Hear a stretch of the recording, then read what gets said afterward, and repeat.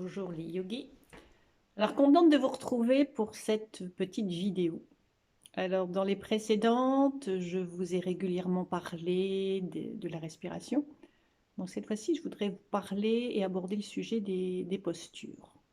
Alors en yoga, quand une position, quand une posture est statique, on l'appelle asana. La colonne vertébrale, elle peut s'étirer dans 5 dimensions. Donc, c'est le mouvement de la colonne par rapport au bassin. Donc, la colonne peut s'étirer en hauteur. Donc, elle permet de détasser. Elle peut se fléchir vers l'avant, en direction des jambes. C'est une position de flexion avant. C'est une posture de fermeture. Elle peut s'étirer vers l'arrière, donc l'extension arrière. Là, on est dans une posture d'ouverture.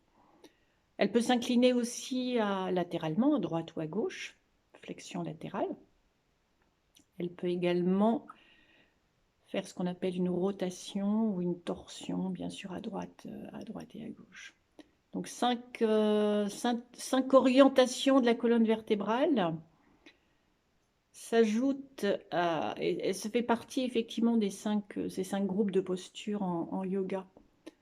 S'ajoutent à ces 5 postures 3 autres groupes qui sont les équilibres, qui sont les postures inversées, c'est-à-dire quand le bassin est au-dessus de la tête, par exemple dans la chandelle, également les postures d'appui sur les mains.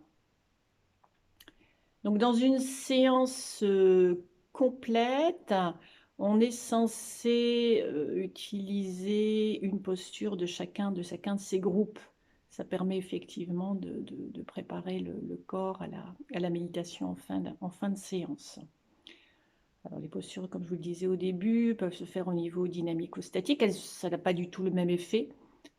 Dynamique surtout en début de séance. Alors ça permet effectivement de bien détasser la colonne vertébrale et ça prépare effectivement avec plus de facilité la suite de la séance.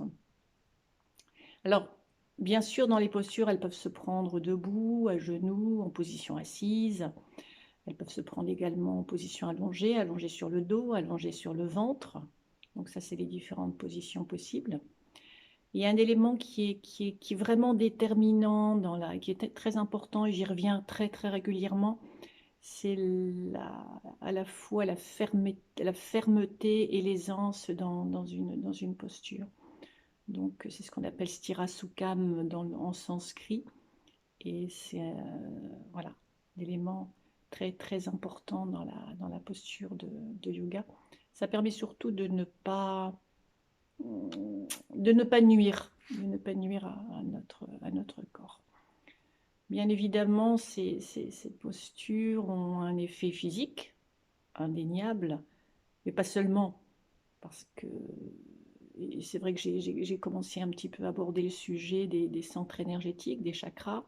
Je vous ai parlé du premier chakra, le chakra racine, mais voilà, les postures vont activer la circulation de l'énergie au niveau de ces chakras.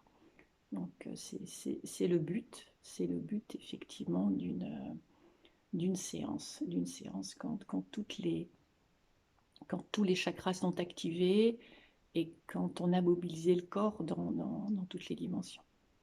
Voilà ce que je voulais vous dire concernant les postures. N'hésitez pas bien sûr à m'interpeller, à me poser des questions si vous voulez plus de précision. C'est très général. Et je continuerai sur ce thème d'ici quelques semaines, sur l'organisation d'une séance, parce que les postures, bien évidemment, ne s'enchaînent pas par hasard. Vous savez que dans ma pratique, qui est la technique de Madras, je commence toujours debout et voilà, et on passe ensuite au sol. On ne passe pas son temps à changer de position. Voilà, c'est la façon dont j'ai été moi initiée. À très bientôt, en espérant que cette vidéo vous a intéressé. Je vous embrasse.